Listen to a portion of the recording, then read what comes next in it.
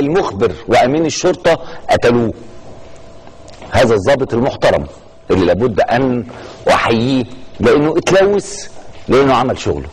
اللي انتوا شايفينه بيتكلم في قضيه مخدرات، ناس ماسكه قضيه مخدرات. السيد الرائد محمد ثابت رئيس اسم باحث اسم سيدي جابر، والملازم اول محمد نور البنا ضابط نظامي بالاسم.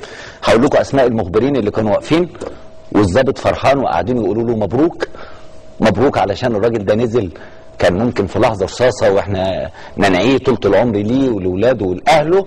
عمل شغله وجايب الضبطيه 85 تربه وقاعدين يعدوا وفرحانين كلهم انهم عملوا انتصار، وقاعدين يصوروا احتفالهم بالضبطيه تصبح وسيله ادانه وتلبيس.